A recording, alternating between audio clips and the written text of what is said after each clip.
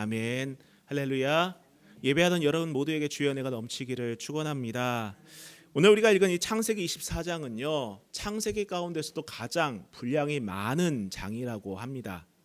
여러분 이게 쭉 보시면 아시겠지만 상당히 길어요. 이것 말고도 정말 뒤에 많이 남아 있습니다.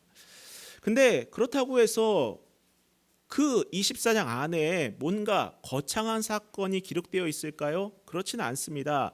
뭔가 거대한 서사가 쓰여 있는 것도 아닙니다. 아주 평범한 가정사인 혼사에 관한 이야기예요. 아니 왜 이렇게 결혼에 대하여서 장황하게 쓰여 있을까? 그러나 여러분 우리가 그 내면을 살펴보면요, 단순하게 결혼에 대한 내용만이 아니라 바로 하나님의 약속이 어떻게 이루어져 가는지 그 과정을 담고 있음을 발견하게 됩니다. 앞서 우리는 아브라함의 부인이었던 사라가 죽음으로 아내의 매장지를 준비하는 아브라함을 보았죠. 바로 지난 시간이었습니다. 그런데 놀랍게도 그 과정을 보내게 하시면서 하나님께서는 땅에 대한 약속을 이루어 가셨다는 거예요. 그 매장제를 준비하면서 하나님께서는 그 땅에 대한 약속을 이루어 갔다라는 것입니다. 여러분 하나님께서는요, 특별한 사건을 통해서도 일하십니다만 시간이라는 과정을 사용하셔서 그 일을 성취하시는 분이시기도 하다는 점을 여러분 꼭 기억하시기를 바랍니다. 그 약속을 성취하기 위하여서 하나님께서는 아브라함에게 매장지 값을 지불할 수 있는 능력을 주셨어요. 그렇지 않습니까? 그 긴 시간 동안 아브라함이 시간을 허비했던 것이 아니라 단순히 자신의 부귀영화를 위해서 재산을 쌓아놨던 것이 아니라 하나님께서는 그 약속한 땅을 정당한 방법으로 지불할 수 있는 능력을 그에게 허락하셨고 지속적으로 부어주시며 준비케 하셨다는 것입니다. 여러분 오늘 저와 여러분도 저와 여러분을 향한 하나님의 약속이 마치 빌드업 되는 것처럼 그 과정의 주인공이 될 수 있기를 축원합니다. 자, 이제 그 아브라함은 앞서 아내의 장례를 준비했던 그 아브라함은 이제 아들의 혼사를 준비합니다. 우린 여기서 눈여겨볼 것은 아브라함이 어떤 기준을 갖고 이 혼사를 준비하냐는 것입니다. 다시 말씀드리지만 이 이야기는 단순히 한 집안의 혼사를 거창하게 소개하는 대목만이 아닙니다. 여러분 결혼은요 예나 지금이나 중요해요. 그렇지 않습니까? 예나 지금이나 중요합니다.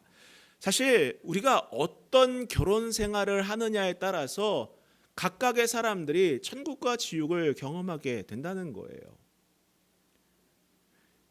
그리고 오늘 성경을 봤을 때에 그쵸? 요즘 생각에 좀 의아한 점이 있습니다. 아니 이삭의 결혼인데 왜 아브라함이 나서는가? 요즘 사람들 생각으로는 이해하기 힘든 대목입니다. 보통 그 결혼 당사자들이 배우자를 찾고 사랑에 빠져서 결혼을 하죠. 그리고 보통 부모님께 허락을 받든지 어떻게 되든지 결혼을 하는 것이 요즘 세대 풍속입니다. 근데 여러분 사실 요 근래 들어서 남녀가 서로 사랑하고 마음에 맞으면 결혼한다 하지만 인류의 역사를 볼 때에 이렇게 사랑해서 결혼하는 것은 요 몇십 년 사이라고 말을 하더라고요. 역사적으로 보더라도 결혼이라는 것은 집안과 집안의 만남이었기 때문에 대부분의 결혼은 중매 결혼이었다고 해요. 그래서 우리나라 말고 다른 나라 같은 경우는 중매로 결혼을 하더라고요. 그리고 부모가 그 결혼에 대한 결정권을 가지고 있는 것을 감안하고 오늘 우리는 이 말씀을 봐야 합니다. 여러분 근데 그럼에도 불구하고 우리가 염두에 두어야 할 점은 결혼은요 당사자뿐만 아니라 서로의 가정이 연루되어 있다는 점입니다. 그렇죠? 단순히 두 사람이 좋아서만 결혼하는 것이 아니죠. 결혼을 통해 그 가문에 하나님께서 역사하심이 어떻게 지속되게 할 것인지를 결정짓는 중요한 전환점이 무엇이다? 결혼이다라는 거예요. 게다가 오늘 우리가 볼 이 혼사도 단순히 남녀가 결혼하는 문제만이 아니라 하나님께서 아브라함이 약속하셨던 후손, 즉 큰 민족을 이루시겠다는 그 약속과 연관된 그러한 문제였던 것입니다. 그래요, 여러분. 하나님께서 분명 아브라함에게 큰 민족을 주시겠다고 약속을 하셨습니다. 그런데 당장 눈에 보이는 것은 누굽니까? 이삭이라는 단 한 명의 아들이에요. 아니, 하나님, 아들 하나 주시고 어떻게 큰 민족을 이루시겠습니까? 반문을 할 수 있지만은 그 이삭을 통해 하나님께서 어떻게 이루어 가실지 중요한 관문이 무엇이다? 바로 이 결혼이라는 것이었습니다. 아직은 이전에 약속하셨던 셀 수 없이 많은 민족을 이루게 하시겠다는 그 약속과는 거리가 먼 것은 사실이었어요. 그래서 결혼은 중요했습니다. 한번 우리가 말씀을 한번 보면서 어떻게 그 약속을 이루어 가시는지 보도록 하겠습니다. 자, 1절을 다시 볼게요. 아브라함이 나이가 많아 늙었고 여호와께서 그에게 범사에 복을 주셨더라. 여러분, 세월이 흘러 아브라함이 거동이 힘들 정도로 늙었다는 것을 볼 수 있습니다. 대략 아브라함의 나이를 140세 정도로 추정을 합니다. 그런 아브라함에게 하나님께서는 오늘 말씀을 볼 때에 범사에 복을 주셨다고 언급하고 있어요. 범사에 복을 주셨다. 모든 일에 복을 주셨다는 것입니다. 여러분, 이게 믿음 안에 있는 사람의 삶이에요. 뭐라고요? 이게 믿음 안에 있는 사람의 삶인 것입니다. 여러분, 성도에게 복이란 무엇입니까? 비단 자신에게 유익한 것으로만 제한되는 것이 아닙니다. 내게 잘 되는 것만 복이 아니에요. 그래서 내게 잘 되는 것만 복이고 내가 안 되는 것은 복이 아니고, 이렇게 이분법적인 생각으로 접근해서는 안 되는 것입니다. 여러분, 하나님은요, 성도의 삶 전체를 복되게 하십니다. 믿으십니까? 우리의 삶도 하나님께서 복되게 하십니다. 믿으십니까? 여러분, 그렇습니다. 때로는 우리의 기준으로는 이해하기 힘든 순간도 있을 거예요. 하나님, 왜 이런 삶을 살게 하십니까? 라고 반문하고 싶을 때도 있을 것입니다. 왜 내가 이렇게 힘들어야 합니까? 라고 원망 불평할 때도 있을 거예요. 근데 여러분, 세상적인 기준으로 봤을 때 분명 남보다 못할 때가 있겠죠. 분명 있을 것입니다. 근데 여러분 보세요. 아브라함도 자식이 아직 결혼을 안 했어요. 여러분, 저는 아직 제 아들들이 결혼 적령기에 가지 않았기 때문에 잘 몰라요. 그러나 예전에 부교육자로 사역을 하면서 그런 부모님들을 봤어요. 이제 결혼할 나이가 찼는데, 아니 이제 혼기가 지났어요. 딸이든 아들이든 혼기가 지났어요. 그러면 항상 저한테 와서 말해요.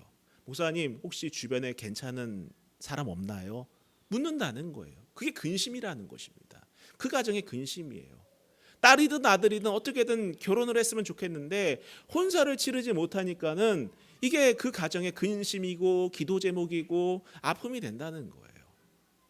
그럼 그것만 놓고 본다면은 어떻게 보면은 이삭이 아직 그러니까 결혼 적령기가 지났는데 결혼을 못했다는 것은 세상적인 기준으로 보면은요, 복이 아닌 거죠. 복이 아닌 거죠. 그러나 오늘 성경은 뭐라고 말합니까?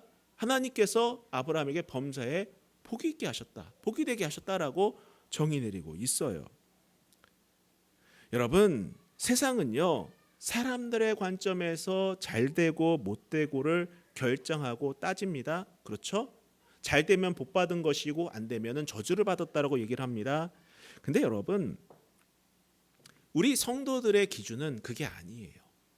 내가 가든지 혹은 멈추든지 하나님께서 복을 주시고 그분의 섭리 가운데 인도하심을 믿는 것이 무엇이다? 복된 삶이다라는 거예요. 지금 당장 내가 가고 싶지만 멈춰 있을 때가 있어요. 왜 내가 한 발 더 나갈 수 없을까라고 생각이 들 때가 있습니다. 근데 그것조차도 하나님의 섭리 가운데 있다는 것을 믿는 것이 무엇이다? 복된 삶이다라는 거예요. 아브라함이라고 해서 맨날 시속 100km로 승승장구하면서 쭉쭉 나갔겠습니까? 아니에요. 그도 잘 나갈 때가 있었지만 때론 멈출 때도 있었습니다. 그가 이삭이란 자녀를 갖기까지 얼마나 긴 시간을 가졌습니까? 그러나 여러분, 하나님의 기준에서 아브라함의 삶은 어떻습니까? 모든 일에 복되었다, 복되게 하셨다라는 거예요. 여러분, 하나님께서는 오늘 우리의 삶도 아브라함과 같이 범사에 복되게 하십니다. 믿으십니까? 믿으시길 바랍니다. 그렇기 때문에 우리는 좀 더 거시적인 관점에서 하나님의 섭리를 인정하고 따를 줄 알아야 합니다. 그저 짧은 소견에 그 작은 눈으로 보면서 잘 됐네 안 됐네 그냥 그때그때마다 일일비하는 것이 아니라 하나님께 맡기고, 그래 하나님은 나의 삶을 복되게 하셨어, 내 삶을 인도하고 계셔라는 그러한 믿음을 갖고 살아갈 수 있기를 부탁드립니다. 여러분, 그저 내가 잘 될 때만 복을 주시고 안 될 때는 그 복을 걷어가는 것이 아니라 하나님은 성도의 삶 그 전체를 복되게 하시기 때문에 내 기준으로 잘 되거나 안 되는 것을 보는 것이 아니라 하나님의 관점에서 하나님의 눈으로 우리의 인생을 볼 줄 알아야 하고, 내 삶을 하나님께서 복되게 하실 것을 확신하며 살아가야 하는 것입니다. 그러한 삶을 살 수 있기를 주님의 이름으로 축복합니다. 계속해서 2절 말씀 볼게요. 아브라함이 자기 집 모든 소유를 맡은 늙은 종에게 이르되 청하건대 내 허벅지 밑에 내 손을 넣으라. 내가 너희에게 하늘의 하나님 땅의 하나님이신 여호와를 가리켜 맹세하게 하노니 너는 내가 거주하는 이 지방 가나안 족속의 딸 중에서 내 아들을 위하여 아내를 택하지 말고 내 고향 내 족속에게로 가서 내 아들 이삭을 위하여 아내를 택하라. 여러분, 아브라함은 많은 복을 누렸죠. 그런데 아직 후손에 대한 복은 불투명했습니다. 보이질 않았어요. 아직 아들이 결혼 대상을 만나지도 못했고 손자 손녀도 보지 못했다는 거예요. 그런데 이때 아브라함은 이삭의 신복감을 가나안에서 찾지 않습니다. 가나안에서 찾지 않아요. 그는 자신이 신이 많은 유능한 늙은 종을 멀리 고향으로 보내서 신복감을 찾습니다. 여기서 등장하는 종은요, 성경학자들은 엘리에셀이 아닐까. 가장 먼저 우리가 그런 말씀 보지 않았습니까? 하나님께서 너의 가문을 복되게 하겠다, 내 민족을 번창하겠다 할 때 내 가문을 이을 사람 누구라고 말했나요? 엘리에셀입니다. 가장 최측근이라는 거예요. 상당히 신임했던 종이었을 것입니다. 그래서 성경학자들은 엘리에셀이 아닐까, 가능성이 크다라고 봅니다. 그런데 왜 여기서는 이 종의 이름이 등장하지 않을까요? 단순합니다. 이 이야기의 주인공이 아니라는 거예요. 하나님께서는 그 약속을 분명하게 확정하셨고 어떻게 이루어 가실지를 알고 계셨기 때문에 굳이 그의 이름을 등장시키지 않았던 것입니다. 자, 그러면 또 왜 아브라함은 현재 거주하고 있던 이 가나안 땅에서가 아니라 자신이 떠나왔던 그 고향 땅인 메소포타미아에서 그 자기 아들의 신복감을 찾으라고 말하는 것일까요? 여러분, 그것이 아브라함의 신앙이었던 것입니다. 그것이 아브라함의 믿음이었기 때문입니다. 여러분, 아브라함은 자신이 머물고 있던 이 가나안 땅이 어떤 곳인 줄을 잘 알고 있었어요. 가나안 땅은요, 성경적으로 봤을 때 뭐 구약 시대건 신약 시대건 할 것 없이 뭐예요? 우상 숭배가 난무하고 음란이 난무했던 그러한 죄의 땅이었습니다. 죄악의 사람들이었다는 거예요. 그런 음란의 땅에서 아들의 신복감을 얻는 것이 아니라 적어도 이삭의 신복감은 하나님을 아는 백성들 가운데에, 믿음의 사람들 가운데에 얻고자 하는 것이었어요. 우린 여기서 아브라함의 신앙을 엿보게 되는 것입니다. 여기서 만약 아브라함이 단순히 세상 사람들이 추구하는 것처럼 단순히 조금 더 안정적이고 조금 더 풍요로워지고 조금 더 영향력 있는 삶을 꿈꿨다면요, 이들의 아들의 결혼도 그런 기준에 맞춰서 찾지 않았을까 생각해 볼 수 있다는 거예요. 여러분, 재벌들 한번 보세요. 재벌들이 뭐 서민들하고 결혼합니까? 다 기업 이윤과 기업의 이익을 고려해서 어느 기업 딸과 어느 기업 아들과 결혼할 것인가, 이거 보잖아요. 뭐 기업뿐입니까? 우리 사람들도 마찬가지잖아요. 내 자녀를 결혼시킬 때에 상대방 집안이 어떤 집안인가, 재산이 얼마인가, 어떤 사회적인 위치를 갖고 있는가, 그들의 뭐 학력은 어떤가, 지식 수준은 어떤가, 이런 거 보지 않습니까? 여러분, 만약에 단순히 영향력을 갖기를 원했다면요, 차라리 아브라함이 털을 잡고 머물고 있던 그 가나안 땅에서 그저 재산이 많거나 영향력이 있는 그런 집안을 물색하고 그곳에서 아들의 신복감을 데려와야 하는 거예요. 그게 그냥 오늘날에도 통용되는 그런 상식인 것입니다. 여러분 앞서 말씀드렸다시피 여러분 요즘도 결혼이 비즈니스가 되는 경우가 참 많이 있잖아요. 그렇죠? 결혼이 쉽게 말하면은 좀 더 신분 상승을 위한 기회로 여기는 경우가 많이 있어요. 그렇죠? 그래서 좋은 사람을 찾습니다. 누가 좋은가? 어떤 조건을 갖고 있는가 찾는다는 거예요. 근데 여러분 중요한 것은 좋은 사람을 찾으려고 하는 것이 아니라 내가 좋은 사람이 되면은 자연스럽게 좋은 사람을 만나게 되는 것입니다. 유유상종이라고 그러지 않습니까? 비슷한 사람끼리 만나요. 어쩔 수 없습니다. 예, 똑같은 사람 만납니다. 여러분 부부들 닮았다고 하죠? 닮은 사람이 만나서 그런 거예요. 비슷한 사람들끼리 만나서 그렇습니다. 스스로 좋은 사람이 되도록 하세요. 그러면은 자연스럽게 좋은 사람을 만나게 되는 것입니다. 간혹 예전에도 이제 청년들 지도할 때도 그런 얘기를 많이 들었어요. 목사님, 저도 믿는 사람 좀 찾고 싶은데 신앙이 있으면 조건이 좀 별로인 것 같아요. 조건이 좀 괜찮으면은 신앙이 없어요. 어떻게 하면 좋겠습니까? 여러분 단순한 겁니다. 여러분 하나님을 경외할 줄 아는 사람을 찾으라는 거예요. 단순히 어느 교회에 교적을 두고 있는 사람을 찾으라는 것이 아니라 이해하시나요? 교적을 두고 있는 사람, 어느 교회에 등록되어 있는 교인을 찾으라는 것이 아니라 하나님을 경외할 줄 아는 사람을 찾으라는 거예요. 여러분 교회에 등록되어 있다고 해서 그 모든 사람들이 하나님을 경외하는 것은 아니에요. 그렇죠? 때로는 교회 밖에 있더라도 하나님을 경외할 줄 아는 사람이 있습니다. 중요한 건 여기에 있다는 거예요. 내가 확실한 신앙을 갖고 상대를 만날 수 있어야 하는 거예요. 그래요. 아브라함은요 믿음이라는 분명한 기준이 있었습니다. 믿음이란 분명한 기준이 있었어요. 그래서 이 기준이 있었기 때문에 세속적인 유혹에도 흔들림 없는 그러한 중심을 잡을 수 있었던 것입니다. 오늘 우리도 여러분 결혼뿐만이 아닙니다. 모든 상황 가운데에서 믿음의 기준을 분명히 갖고 살아갈 수 있기를 바랍니다. 믿음을 갖고 분명히 살아갈 수 있길 바라요. 기준이라는 것은 여러분 상황에 따라 흔들리는 것은 기준이라고 말할 수 없습니다. 그때 달라요? 아닙니다. 기준은 흔들리지 않는 거예요. 변하지 않습니다. 불변하는 거예요.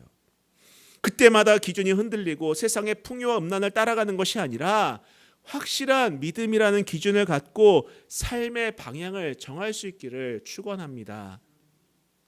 계속해서 볼게요. 여러분 5절부터 한번 보도록 하겠습니다. 종이 이르되 여자가 나를 따라와 이 땅으로 오려고 하지 아니하거든 내가 주인의 아들을 주인이 나오신 땅으로 인도하여 돌아가리이까. 아브라함이 그에게 이르되 내 아들을 그리로 데리고 돌아가지 아니하도록 하라. 하늘의 하나님 여호와께서 나를 내 아버지의 집과 내 고향 땅에서 떠나게 하시고 내게 말씀하시며 내게 맹세하여 이르시기를 이 땅을 내 씨에게 주리라 하셨으니 그가 그 사자를 너보다 앞서 보내실지라. 내가 거기서 내 아들을 위하여 아내를 택할지니라.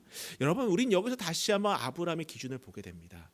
종이 묻습니다. 주인님 혹시라도 그 여인이 이곳으로 오지 않으려고 한다면 아들을 모시러 와서 그곳으로 데려가도 되겠습니까? 당연한 상식적인 질문이겠죠. 정말 마음에 드는 여성이 있어요. 정말 이삭의 배우자감으로 정말 괜찮은 여성이 있었습니다. 근데 그 여성이 그 땅을 떠나길 싫어해요. 그러면은 주인님 그래도 좋은 여성이 있으니까 놓치기 아깝잖아요. 그러면은 이삭을 데리고 그곳으로 가도 되겠습니까? 그때 아브라함은 정확하게 얘기합니다. 아니다라고 얘기하세요. 이건 단순히 여러분 아들을 떠나보내기 싫어서 그 아들을 정말 사랑해서 내 곁에 두고 싶어서 하는 말이 아니에요. 왜 그렇습니까? 여러분 7절에 정확하게 그 근거가 나오고 있습니다. 여러분 뭐라고 말합니까? 하나님께서 뭐예요? 내 집과 고향 땅에서 떠나게 하시고 내게 말씀하시며 내게 맹세하여 이르시기를 뭐라고 말합니까? 이 땅을 내 씨에게 주리라 하셨다. 아브라함은요 분명한 약속에 대한 확신이 있었던 거예요. 하나님은 그럴 뿐이 아니야. 하나님은 내게 이미 약속하셨고 이 땅을 우리에게 허락하셨고 이 곳 가운데 하나님께서 큰 민족을 이루시겠다고 약속하셨어. 난 그것을 확신해. 그러면서 뭐라고 말합니까? 그가, 즉 하나님이 그 사자를, 하나님의 사자를 너보다 앞서 보낼지라. 뭐예요? 이미 하나님께서는 예비하셨다는 거예요. 이미 하나님께서는 준비하셨다는 것입니다. 이미 하나님께서는 그 약속을 이루시기 위하여서 이삭의 신부감을 예비하셨기 때문에 너가 그런 걱정을 할 필요가 없어. 넌 가서 그저 그 신부감을 찾아서 데리고 돌아오기만 하면 돼. 이 고백을 하고 있는 것입니다. 여러분, 이렇게 믿음의 기짐을 갖고 있는 사람의 그 모습은 여러분 세상과는 다른 거예요. 이러한 기준과 담대함이 우리에게도 있기를 축원합니다. 단순하게 우리가 기도할 때에 아브라함 닮고 싶습니다. 기도하는 것도 중요하지만 이런 모습 닮아가도록 기도할 수 있기를 부탁드립니다. 이미 하나님께서 우리를 복되게 하셨다고 말씀하셨죠? 그렇죠? 믿으시죠? 그냥 단순하게 믿습니다. 이게 아니죠? 이미 우리의 삶을 주님께서 복되게 하셨고 이미 준비하셨고 이미 예배하셨습니다. 그렇기 때문에 우리는 흔들릴 이유가 없는 거예요. 흔들릴 이유가 없는 것입니다. 만약에 아브라함의 기준이 모호했다면 어땠을까요? 괜찮은 여자 있어? 그럼 데려가, 괜찮아 라고 말을 했겠죠. 그러나 아브라함은 말씀에 준하여서 흔들리지 않았다는 거예요. 부성애가 아니라 하나님의 약속을 확신하였고 이미 준비하셨음을 그는 믿었다는 것입니다. 이런 믿음을 가질 수 있기를 바랍니다. 계속해서 볼게요. 9절을 볼게요. 그 종이 이에 그의 주인 아브라함의 허벅지 아래에 손을 넣고 이 일에 대하여 그에게 맹세하였더라.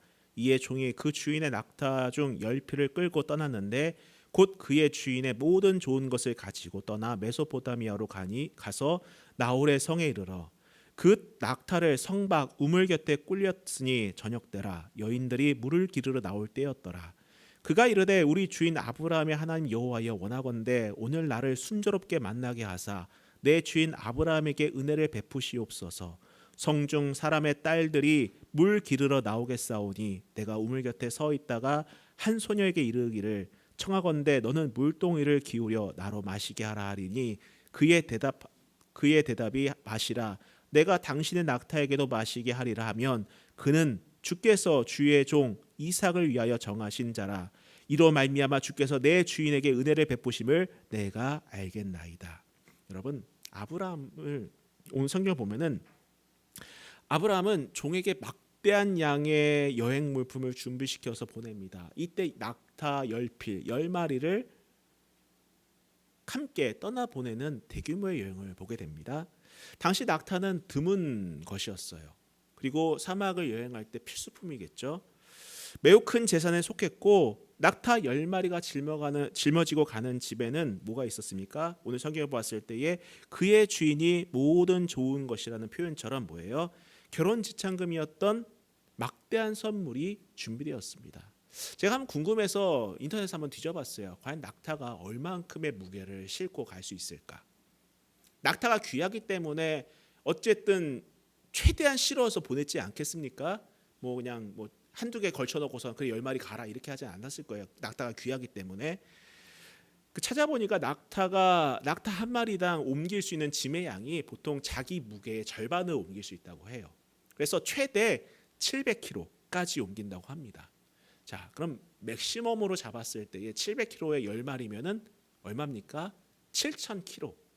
톤 단위로 활성하면 7톤이 되는 거예요. 진짜 어마어마한 양을 갖고 가는 대규모 여행단이었던 것입니다.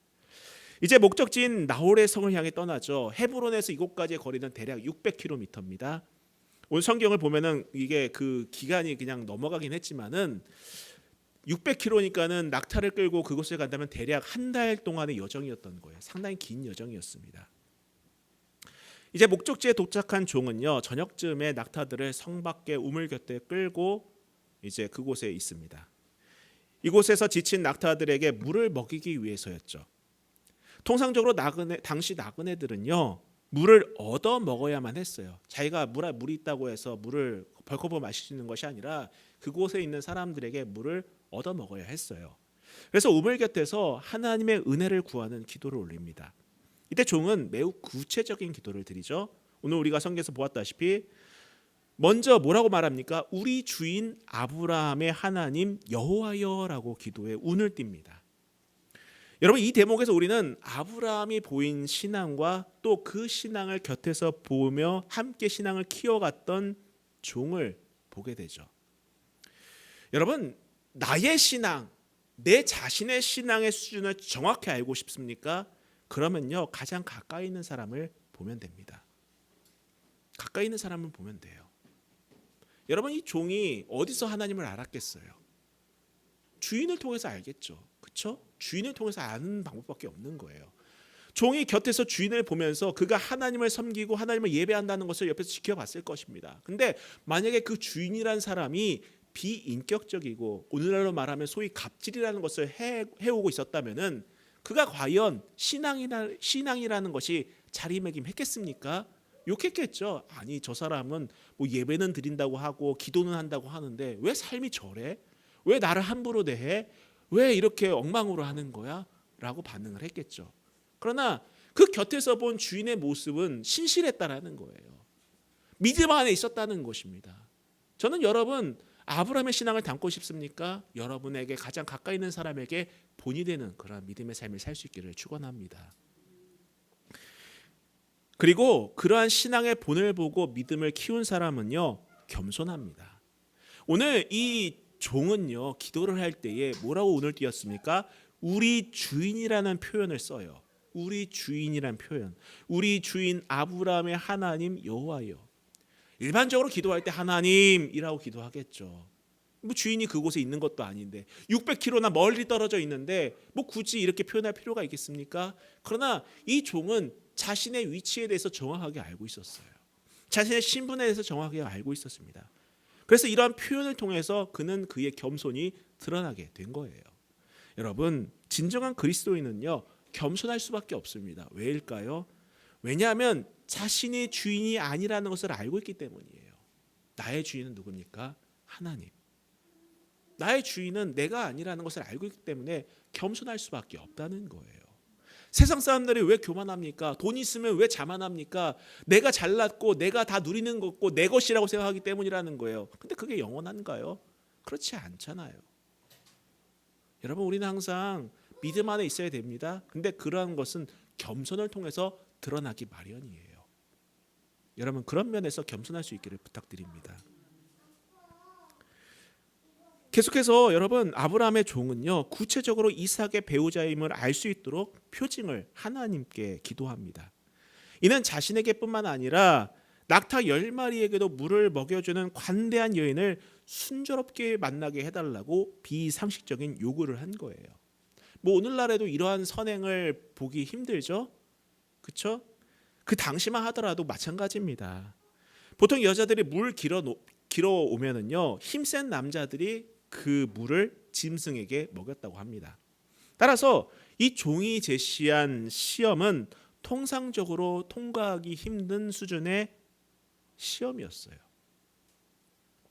여인이 짐승에게 물을 먹이되 무려 10마리나 되는 낙타에게 물을 먹인다는 것은 매우 힘들고, 이는 진심 어린 큰 자비심이 없이는 감당하기 힘든 봉사였습니다.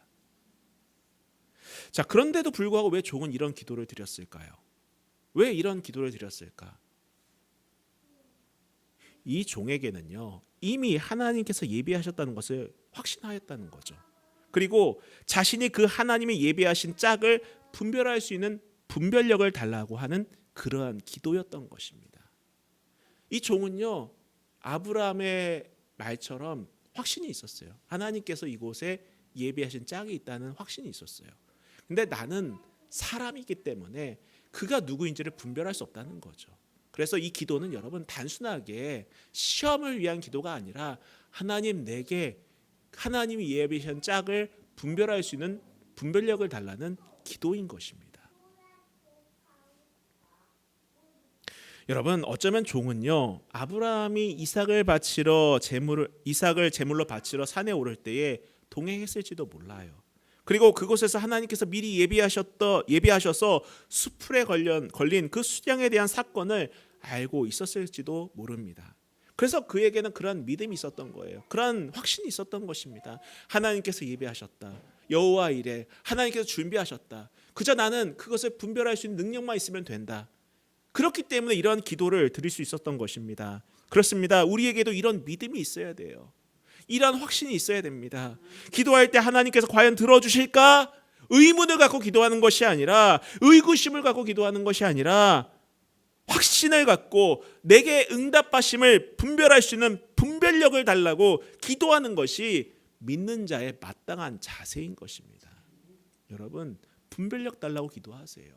이미 하나님께서 주신 것을 믿습니다라고 고백하면서 내게 그것을 분별할 수 있고 잡을 수 있는 그런 분별력을 달라고 기도하시길 바랍니다. 여러분, 이것은 주도권을 누구에게 맡긴 거죠? 하나님께 맡긴 거예요. 내가 주인이 되어서 뭐가 좋을까? 외모는 어떤지, 형편은 어떤지, 건강은 어떤지, 학벌은 어떤지, 집안 형편은 어떤지, 이걸 보고 관찰하면서 누구를 찾을까 한 것이 아니라 하나님께서 예비하신 짝을 내가 분별할 수 있는 분별력을 달라고 기도한 그 모습처럼 오늘 우리도 이 시대를 살아가면서 믿음 안에서 주님이 내 삶을 복되게 하시고 주님이 준비하신 것을 우리는 압니다. 그렇기 때문에 내가 그것을 알 수 있는 분별력을 달라고 기도할 수 있기를 부탁드립니다. 이어지는 내용은 여러분 정말 놀라워요. 기도를 마치기도 전에 이삭의 아내가 될 리브가를 만난 겁니다. 전심으로 주님을 의지하고 은혜를 사모하는 자에게 하나님은요, 구하기도 전에 있어야 할 것을 다 하셔서 어떻게 하십니까? 때로는 이처럼 기도가 끝나기도 전에 응답하는 분이 되시기도 한다는 거예요. 여러분, 안 된다고 하지 마세요. 안 된다고 하지 마세요. 기도해야 합니다. 기도해야 돼요. 기도해서 될까라고 하지 마시고 기도해야 됩니다. 이게 우리 믿는 사람의 힘이자 무기예요. 주님도 기도하셨잖아요. 그렇죠? 주님도 기도하셨잖아요. 이런 믿음의 간증이 여러분 성경에서뿐만 아니라 오늘 우리의 삶에서도 일어날 수 있기를 축원합니다. 우리의 삶에서 이러한 놀라운 간증들이 일어날 수 있기를 바라요. 우리 성도들이 너도 나도 할 거 없이 이런 간증의 역사를 체험할 수 있기를 바랍니다. 자, 15절부터 읽고 마치도록 하겠습니다.